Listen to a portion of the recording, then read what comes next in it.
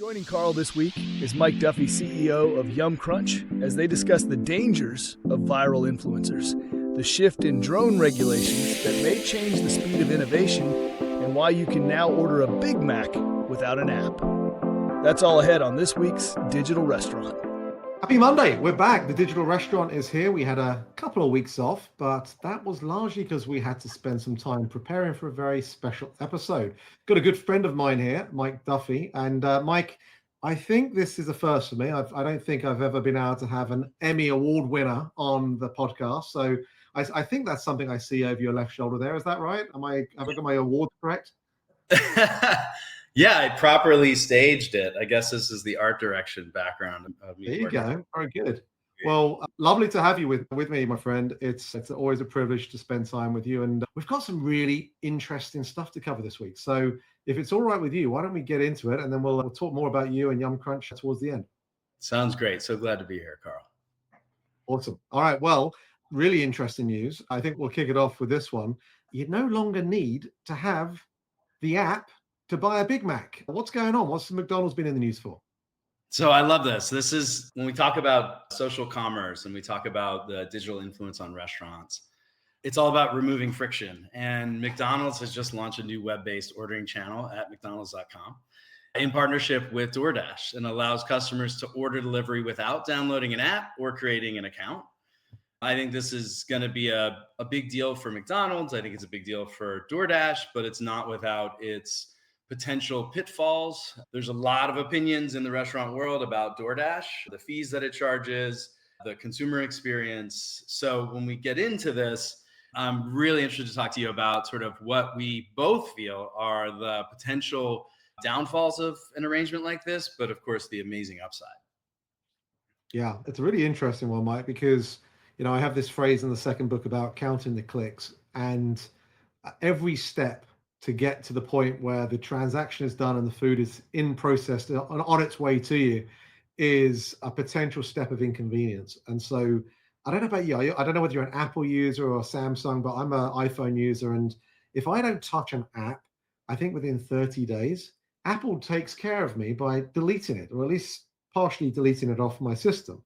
And I kid you not, the amount of times I've been in the McDonald's drive-through lane and I'm like, the thing's not there, and I'm having to re-download it, and then I've got someone behind me, and I've got to wait for the code to come through. Oh my goodness. The idea of being able to have a website-only interface actually makes a lot of sense on a number of levels. So I'm glad you brought that up, that exact consumer use case, right? You're in line at McDonald's. All you want is that Big Mac. You know that McDonald's has the kiosk ordering system now. They got the drive-through. They're sort of every possible way they can get you a Big Mac and fries, they're going to get it to you, right? But what's interesting with DoorDash is because you don't have to download the app, and because it is a web-based interface where you don't have to start an account, you think that friction is just completely removed. But as I was experimenting with ordering on the DoorDash interface last night, I couldn't figure out how to pick it up myself. It was delivery only. So really, it only served DoorDash. And I thought, wow, that's a flaw in the system. You bring DoorDash into the relationship with McDonald's, which Tim Snyder, McDonald's head of delivery, said, this channel extends our reach and offers a seamless and convenient way to have McDonald's favorites. The key on that is delivered. And you can only do that through DoorDash. So here we have McDonald's in what I think is a little bit of an overcorrection. They'll fix this, of course. We know social listening works, and we're going to get into social listening in a little bit. But, when we're talking about something that is already the most convenient burger you can get anywhere in the world, and you bring DoorDash into it, what is McDonald's doing? They're giving DoorDash access to consumer behavior.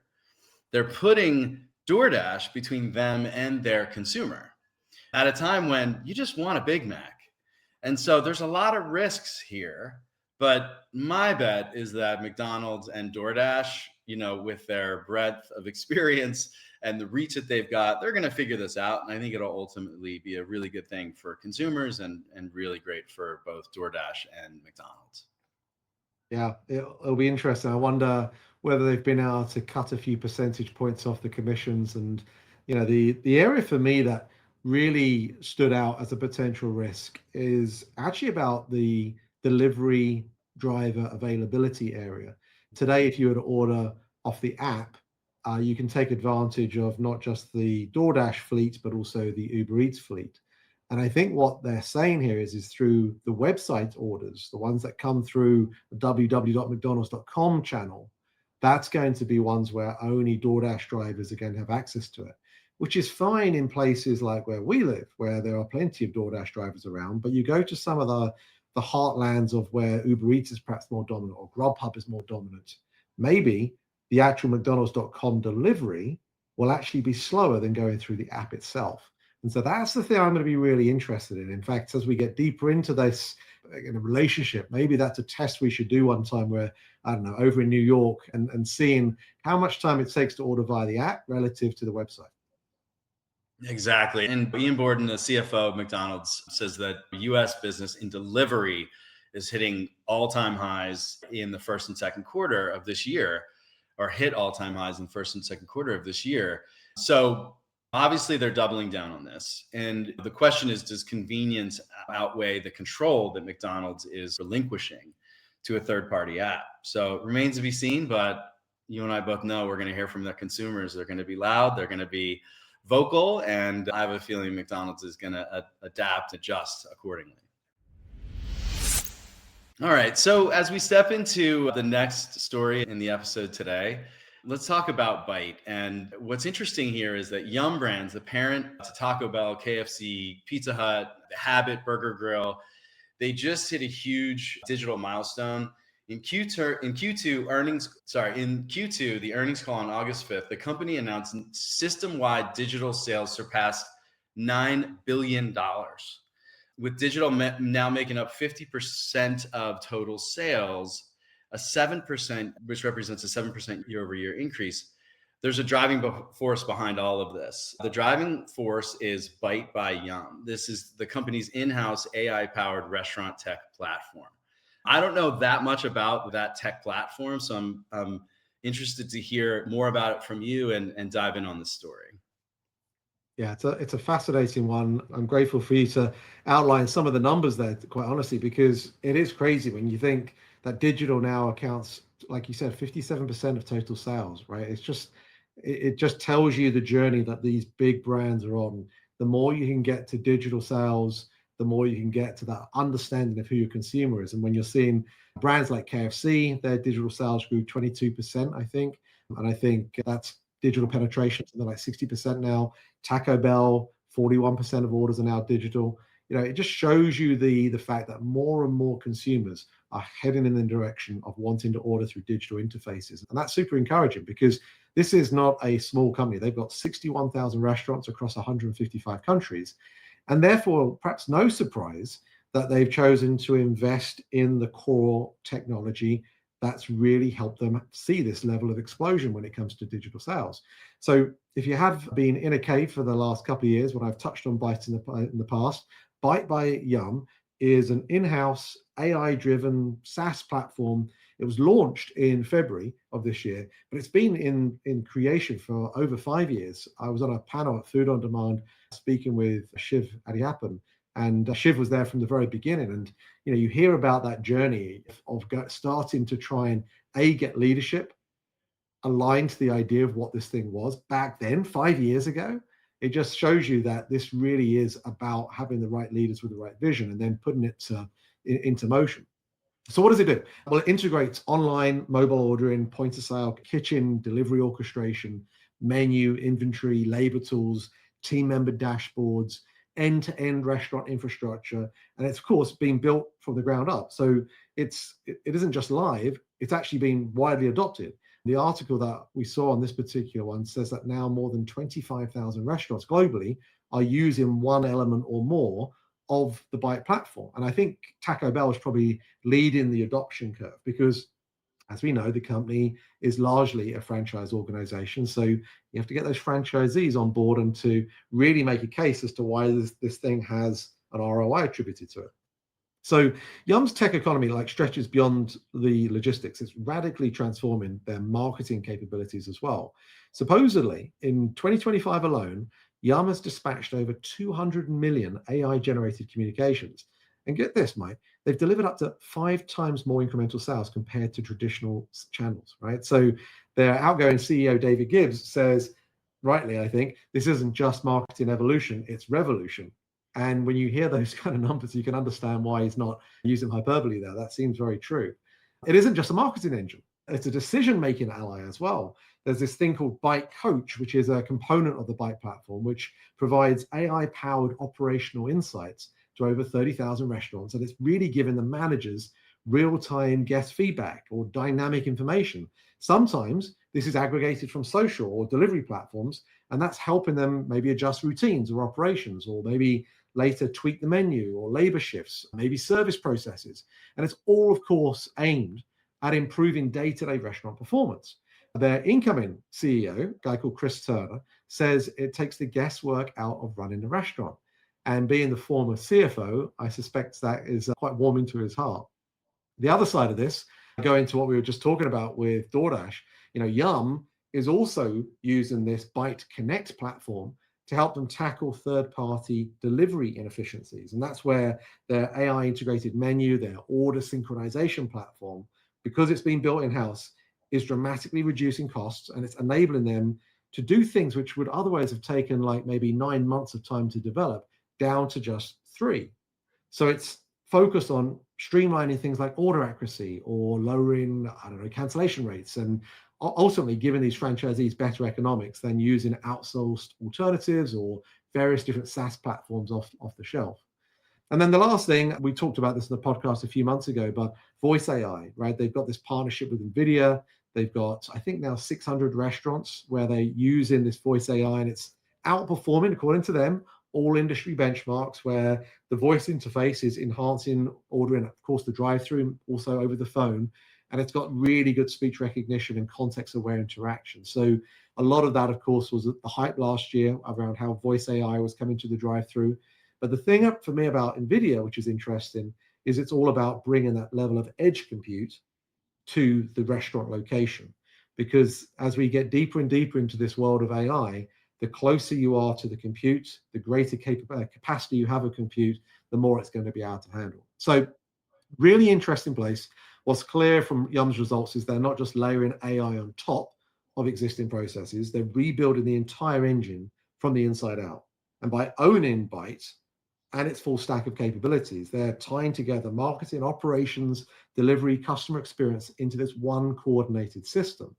And when you hear things like 5 times sales payoff, it's clearly working. So yeah, I'm pretty excited about it. If they have been able to make sure that the data has been cleaned and is flowing fast through the system, this should be something we hear more about in the months and years to come.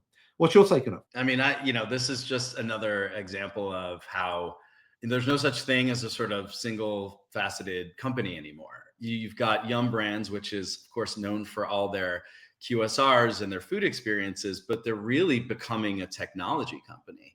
That's just absolutely fascinating to me, how AI is being incorporated into improving the consumer experience, looking at these things where you're getting consumer feedback in real time, the ability also to help these franchisees manage everything from inventory to projections. And it's an extraordinary use of technology. And I'm excited to see how this technology as SaaS offerings will now then start to be shared with smaller companies and businesses across the US and the globe as Yum and Byte start to deploy this as a SaaS service to up and comers. I wouldn't be surprised that we would see this starting to take place across much more localized integrations. I'm interested in seeing how I can get a better taco and what happens when you are able to dial in inventory and the localized tastes, what happens in the spicy South versus maybe the less spicy North,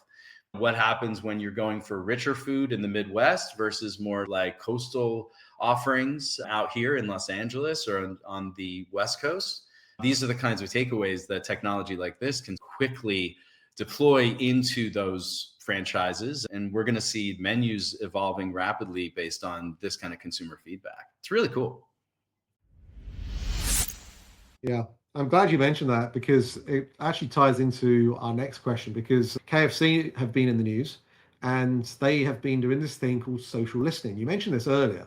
So it'd be good to get your definition on what is social listening for those folks that don't know, but also how it's helping, even perhaps when you don't want to hear it. And I think there was another article from Cracker Barrel which perhaps touches on that one. So I love this. So this topic, there's two sides to the coin of social listening. To answer your question on what is social listening, it is exactly as it sounds. It is when you have consumer opinions being expressed in social media, in the comments, in posts, in reaction to what the brand is saying in social media, the sort of interactions and the engagement that we're seeing with these brands across their social channels. We know now that in social media, it's not about views. It's not about, frankly, anything else other than engagement. And so very clearly, the most important thing you can do when you're driving a lot of engagement is listen to what your consumers are saying. So when it comes to Cracker Barrel and KFC, you have these two sides of that coin. On the one hand, Cracker Barrel recently released images of their essentially redesign. Basically, they're facing social media backlash over their restaurant redesigns that replace the classic country aesthetic with a more contemporary look. While on the other side, KFC successfully brought back potato wedges with a simple post that reached 55 million views. So let me double click on what both of those mean. On the one hand, Cracker Barrel decided to redesign their interiors of their restaurants. I love Cracker Barrel because when I go there, I think of it like it's a bit of a gold rush. Not only does it feel like it's of the gold rush sort of era, literally with picks and shovels and axes hanging on the walls, and you can get your chicken fried steak at the same time. But you're in a store that feels eclectic and curated and interesting. And so the Cracker Barrel experience is very different than any other Southern diner experience. You go and you think you're going to find a little something that you can't find anywhere else, and you're going to get that dish that you love at Cracker Barrel. But what Cracker Barrel just did was they removed that very thing from 20 to 30 of their, and this is notable, over 660 restaurants they have in the US, but only 25 to 30 of them were redesigned. But the backlash to this redesign was massive. And when the consumers come out and they say things like, can we please go back to the original look? The nostalgia is gone. Surely there's another approach to bringing in more customers. You got to listen to that. Interestingly, though, the Cracker Barrel's official statement on this is that this was a very vocal minority who feel differently about this. But based on the strong performance of these locations that have been redesigned, this affirms that we're moving in the right direction. I don't know about that. It's an interesting they sort of threw a little bit of shade at people who felt strongly about this, which I think is a huge mistake on Cracker Barrel's part. But they're also doing something that, to me, is missing an opportunity. And the opportunity, I think, comes in what KFC just did. So in 2020, KFC discontinued their potato wedges. This led to a backlash unlike anything KFC had seen since people begged for the secret recipe. And that is that they started a campaign. Fans of the potato wedges started a campaign saying, please bring these back. Here we are in 2025. And what did KFC just do?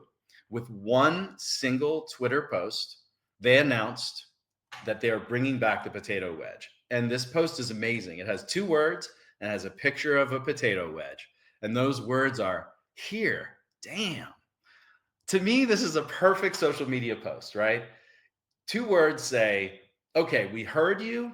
We've been social listening. Here, we're bringing this back. And damn, saying, hey, we get that you had a strong opinion about this too. We're appreciating that. And we're sort of leaning into it. And with a wink, we're saying, we heard you. Let's bring this back. So I think KFC handled it perfectly. Took them 5 years, but better late than never. I think Cracker Barrel could maybe take a cue from what KFC has done and respect their consumers a little bit more and be better social listeners. Yeah, it's a fascinating couple of examples, Mike. I think the interesting thing for me is that they have only done this across 30, 40 restaurants, right? So in a way, it's a good opportunity for them to be able to use social listening to get some initial feedback from customers. The other side of this, of course, is how do we know whether those customers are actually true, loyal, ongoing customers? That's the challenge with social, right? Is that you could perhaps just be a follower of various different restaurants. Maybe you're not a regular, ongoing customer. So there's something here about trying to identify who is your loyal following, capturing their opinions in a way that in the past was really impossible to be able to do. When I was running my C-store network, I would bring in people to be able to give us feedback on a particular product. You wouldn't necessarily have the opportunity to necessarily get a wide range of people's perspectives into something that might have been a transformative change for the business. When we rebranded our network, we didn't do anything like this to be able to get that feedback. So I think the first point is every change has an opportunity for you to listen. The trick, I think, is how do you identify the appropriate consumer segments to listen to and the ones to maybe respectfully listen to, but maybe not take action to. And then thirdly, the ones to ignore. And then similarly, how can you use this as a way of also thinking about playing into old Robert Cialdini's influencing tactics, which I think is what many of the big chains do with the potato wedges, scarcity, right? If you say something's back, bring it back for a limited period of time. Maybe it's on the shelves, right, for 3 months or so, and then they take it away again. We see that time and time again. When you do that, it still is a great way to get attention and build the business, and most pertinently right now, drive traffic, which is on everyone's mind. Absolutely. And I think that when you have what you perceive as a problem that your consumers are highlighting, whether or not those consumers are actual customers or not, we can always look at that and see an opportunity to engage with a vocal, even if they're a minority on social media.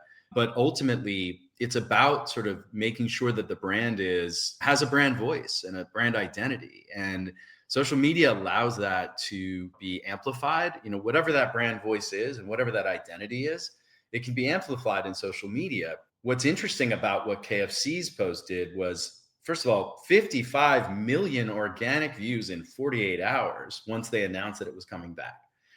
It's the best performing organic content the brand has ever seen. So they turned what was essentially a negative, and very smartly, to your point, they're bringing it back, I believe, as a limited offering, right at a time where we're heading into the back half of the fiscal year and they need to really bump up numbers. So I think it's a masterclass in how to listen socially. And it's a reminder to all consumer-facing brands that their consumers need to be seen and heard. And when you do that, you get rewarded for it. Got it. So I think what you've told me is I just need to put a picture of you and me on a post with "here" as the word, and this podcast will be the best ever, right? Simple It's what the people want. I mean, listen, all we can do is listen, and they know that by seeing us together, they've been seen and heard. All right, so I love this next topic. Drone delivery has been talked about for years, and what we're about to see is drone delivery is going to explode. The question is why? How did we get here, and what's about to happen? It really feels like 2025 might be the year where it starts to feel real, because it's not just about the futuristic tech headlines anymore. There are three big things happening at the same time right now. The regulatory environment is shifting, the technology is proving itself in real world restaurant use cases, and the big brands are getting involved. So let's deal with those in turn.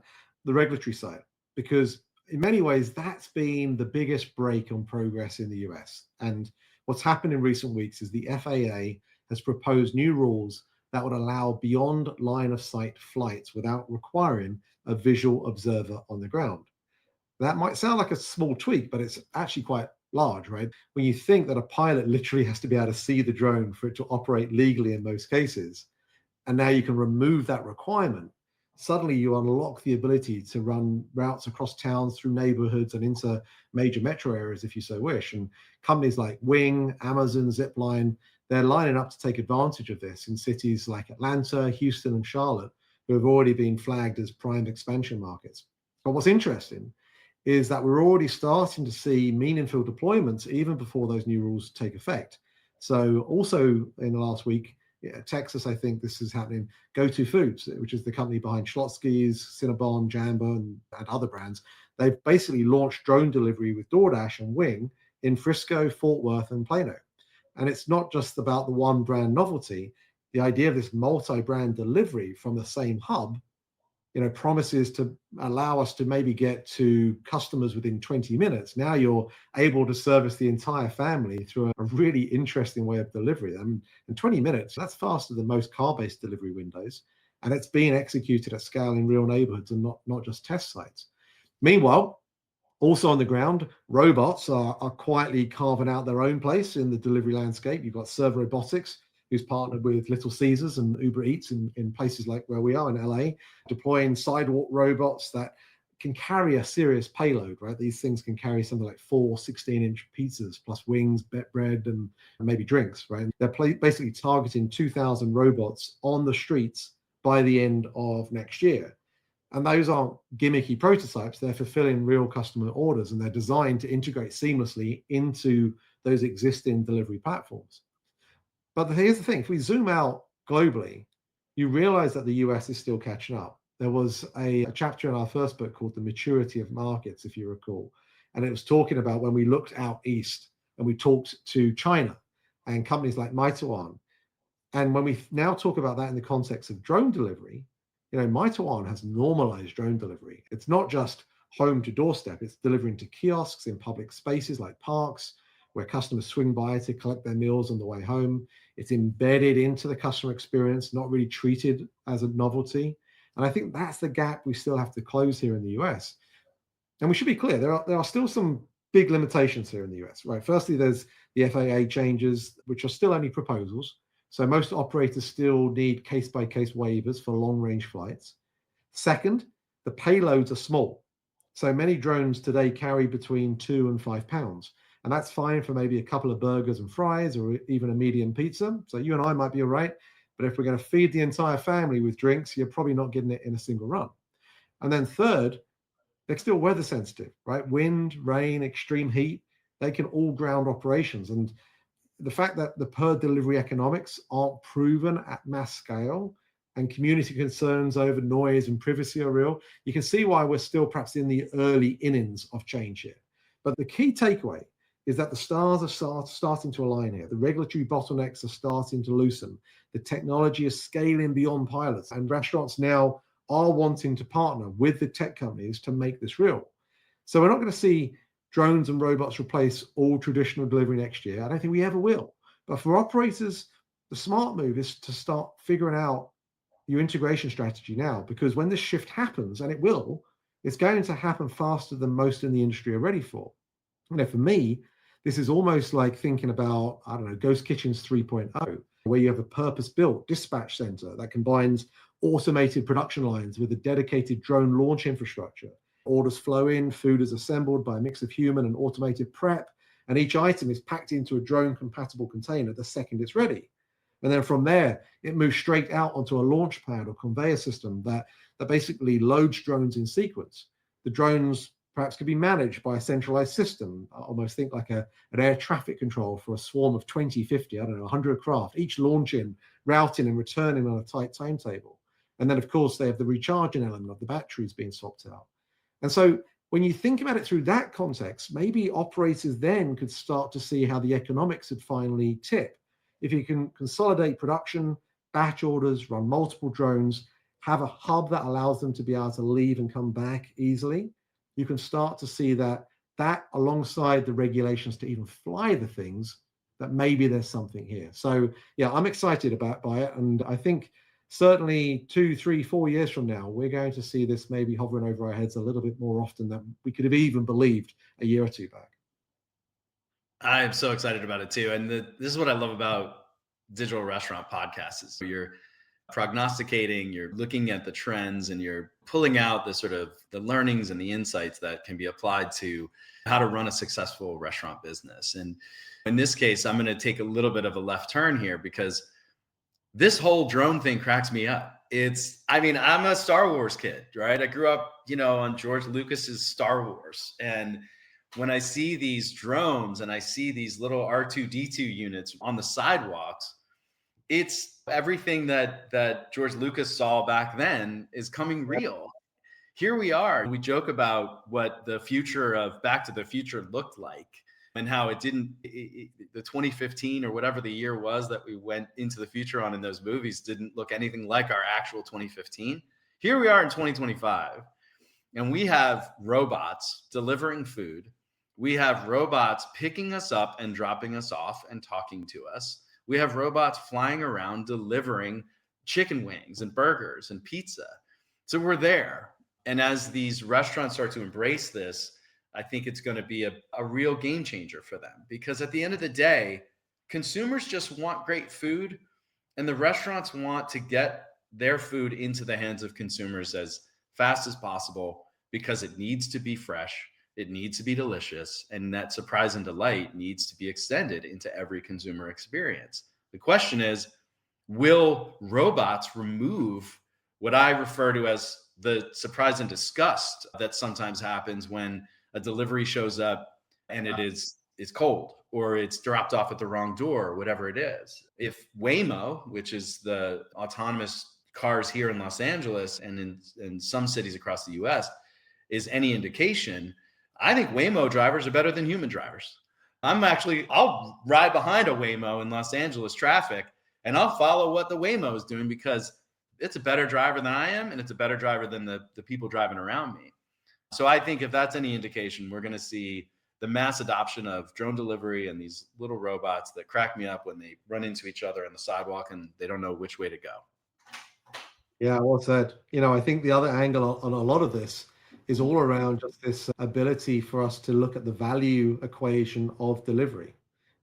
It's not great, right? There are still a lot of restaurants out there that are looking at their numbers going, am I making any money from this? And so if you can make delivery more efficient, if this ultimately can make the value equation stack up a little bit better for restaurants, then they're going to be vested more into it. Then they're going to advertise more on these platforms to get more delivery orders. And then you're going to get more of the industry at the levels of what we're seeing the Yums of this world doing, to be able to really drive more and more orders to customers wherever they are, not just when they're inside their restaurants.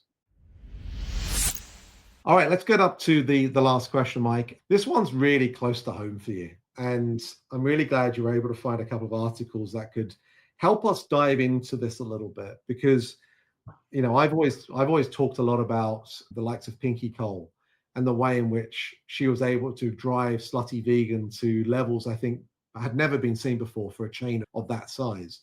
But it really goes to show the power of the influencer community. But the question I've got for you today, and I think you've got a couple of articles to perhaps touch on in terms of helping us think about this, is should operators, folks that are running restaurants, really even think about playing that role themselves? What are your thoughts? You're right. I do have big thoughts about this. My company, Yum Crunch, is focused on helping food and beverage brands with social media and with content. It's near and dear to my heart, because not only do I come from a restaurant family, my older brother, Brian Duffy, is a longtime chef. We grew up working in restaurants ourselves. We know how tough it is to run these businesses. And we know that the margins are thin, and that when you face any issues from the things like the restaurants faced during pandemic, or fires like we faced out here in the Palisades, restaurants are just not set up to survive those kinds of catastrophic things. But what happens when the catastrophe is a self-inflicted wound? And so the first story that I want to refer to is this San Francisco chef, Luke Sung. He faced a social media mob and literally had to close businesses after an interaction with a TikTok influencer named Carla Marcotte. What happened was this. Carla came in to this restaurant, and she was there as an influencer dining at the restaurant. She was going to be joined by her boyfriend. She showed up early. According to her, she was very respectful. But when Chef Sung started interacting with her, things went south really fast. He basically said to her, how large is your following? And how come your dining partner isn't here yet? He, as chefs sometimes can be, he was very passionate and animated. And apparently Carla felt she wasn't being treated kindly. And so what happened was she stormed out.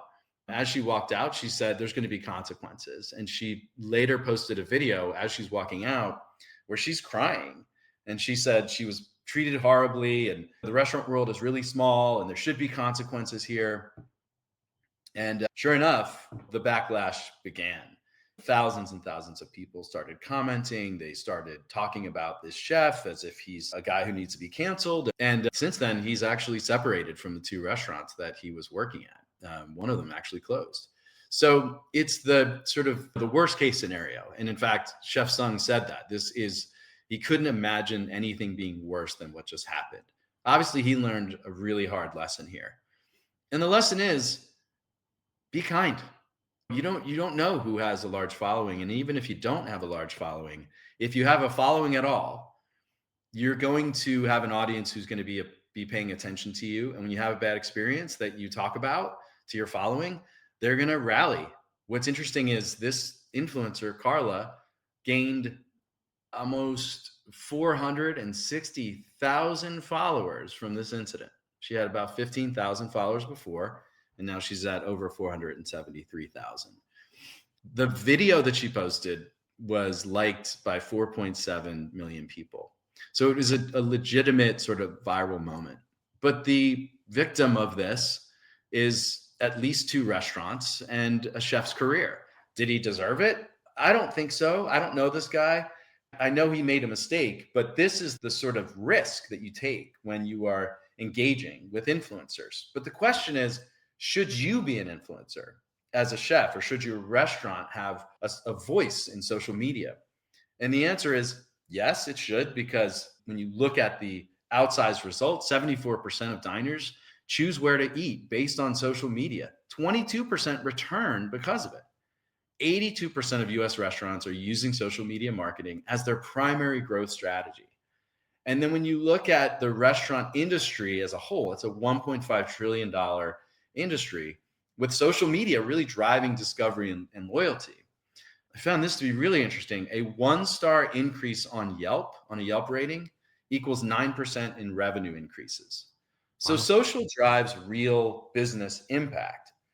I like to say, as a company that really focuses on this, don't try this at home. If you want to become an influencer, do it very intentionally, do it very mindfully. When you're small and you only have one restaurant, do it with kindness. Make sure that every interaction you have with a consumer, maybe it is an influencer, you don't know. But especially when you're working with people who are coming to dine at your restaurant and are there to promote it after the fact, be aware of that. There's a good, the bad, and the ugly of social media marketing and building brand voice and brand awareness on social media. And if you're looking to do this, there's a lot of tools out there that you can use, that you can learn from. You can watch countless videos on YouTube on how to, build your social media, or you can work with a company that does it. This is where we at Yum Crunch have built our services division so that we can essentially guide these businesses into a brand safe environment, look at where the opportunities are, and really establish a benevolent brand voice, a brand voice that is bold and can sort of stand out. And when things inevitably happen where somebody has an opinion that isn't great for the restaurant or the food and beverage brand, we manage that. We engage with that consumer and we use this as a learning opportunity. And we oftentimes will bend over backwards to make sure that whatever was wrong is fixed, and that at minimum, as we talked about earlier, that they are seen and heard. We're all human beings. We have a lot of technology. This is a digital world that we're living in. But the heart and soul of our existence is humanity. And when you ignore humanity, or you act in a way that isn't seen as something that is a good thing for your consumers or your diners, the odds of it coming back to you in a negative way are really big odds. So it's important to be mindful of how you use it. I'm curious, if you were advising this particular restaurant when this happened, how would you have best helped them navigate through this? Because there's a lot out there now that are using the phone, the social media, the video capture as a weapon, right? As a weapon, to grow a following. And it doesn't always have to be the truth, but the following is the following and the account is the account. I'm seeing countless amounts of episodes of this happening on flights right now. I think recently there's been an American Airlines one as well. And air stewards having to try and be incredibly professional. But it almost feels like we need to train our restaurant teams now what to do in those moments, because in a way, while perhaps there aren't any physical blows happening, it's an assault of sorts, right? And you have to be ready for that type of thing, recognizing that your brand value is at stake, not just that particular customer's business tonight and the rest of their visits in the future. It could be so much bigger than that. Yeah. And when you're in a restaurant environment or a food and beverage environment, hanger is real. If somebody doesn't get that dish, or they get turned away, or they're treated in a negative way, that's amplified. So what I would do is I would advise this restaurant group to lean into acknowledging that they made a mistake, and that the chef made a mistake. I would advise him to do that and to post a video and say, man, we all have weak moments. I got to own this. I was in a weak moment. The restaurant industry is hard, and she didn't deserve the way that I talked to her. I want to make this right. And as a result, not only do I want to give her free food for a year, come on in anytime, I want to give everybody that's a follower of hers 15% off if they come into my restaurant. Let's make this right. Let's fix this together. Turn a negative into a positive, and all of a sudden, these restaurants that had to close down would be open and thriving. Did you hear about the TikTok video from California Pizza Kitchen where a customer received only cheese and no macaroni in their order? Yes. And how they turned that around into something which was this kind of mac and cheese thing. I think the video was posted by someone called Fromp Truck, and CPK's response was basically announcing a half off mac and cheese for anyone nationwide using a certain code. I thought that was a great way of taking a misstep into something that ultimately turned into a thing that worked out great for the TikTok user as well as for the brand, right? So this idea of how do you turn things to your advantage is super powerful. Without a doubt. And that example is a great example of digital media is SEO, especially when you're captioning and you've got the right keywords in, and your YouTube channels or your TikTok. AI is constantly scrubbing this content as well. So when you think about it from that perspective, a negative that's getting engagement can very easily be turned into a positive if you use it the right way. And in the case of CPK, they acknowledged their mistake. They made a joke out of it. It's not the end of the world. Their consumers weren't saying, let's boycott CPK. They were just making fun of them. So CPK did the thing that I think is the most important thing a brand can do, or any public entity, which is laugh at yourself, relax, take a deep breath, and don't let ego get in the way of turning what could be a bad customer service experience into a great experience that will turn that customer into a customer for life. Awesome. We've gone on a bit today, Mike. My goodness. Hopefully we've still got everyone at the end. I think that's probably been the most pertinent piece of advice that we've received for a while. So I would love to give you a moment, if you wouldn't mind, just telling people a bit more about how to get in touch with you. Who are you typically helping out there right now? Who are you targeting at Yum Crunch? And if people want to reach out to talk to you, what's the best way? Thank you so much. I'm at Yum Crunch on all social media. Instagram is our main channel because we really believe in Instagram as the brand safe environment. It's a visual medium, and we like to say you make good food and beverage content, you're making your audience hungry and thirsty. That's our job, is to create that sort of visceral response by putting content out there that showcases the great products. And so I'm working with some really awesome brands. We work with Lauer Family Foods. They're at Lauer Family Foods, spelled like flour. It rhymes with Lauer. So Lauer Family Foods. Give them a follow. Check them out. They're this clean label barbecue meat and deli meat company out of Richmond, Utah. Another one is Mellow. It's a kava drink that is an alcohol alternative created by an amazing founder named Amy Bett. And at Mellow is the handle. We're helping them build their brand identity, launching them in the US market. You can find their product at Sprouts and many other retailers in the US. These two brands are two brands that I'm really excited about working with. And give us a follow, give them a follow. It's all about sort of using social media as a way to connect and to unify. If we can all unify around food experiences, then I think our world is going to be a better place, and we'll focus on the right thing instead of the wrong thing. So I'm just so glad to be on the podcast with you, Carl. I'm a huge fan and really honored to be sharing this podcast with you. And thank you for allowing me to jump in and share a little bit more on Yum Crunch. No, fantastic. Well, I tell you why people should reach out to you, and we're not going to answer it now. It's like they're going to want to find out how you won those awards behind your shoulder. So they're going to have to definitely reach out to learn more about that story, because that's a good one as well. But listen, Mike, thank you for your time today. For those of you listening, really appreciate your tuning in. And if you've got any thoughts about drone delivery, are you going to start changing your strategy to incorporate that for the years ahead? And what about this social listening thing we've been discussing?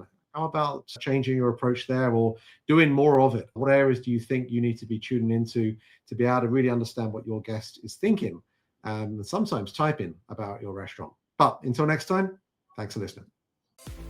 The Digital Restaurant Podcast is available for you to follow and subscribe wherever you listen to your podcasts. Watch us, rate us, and subscribe to The Digital Restaurant on YouTube, and follow along on all our social media digital restaurant channels. Thanks for listening.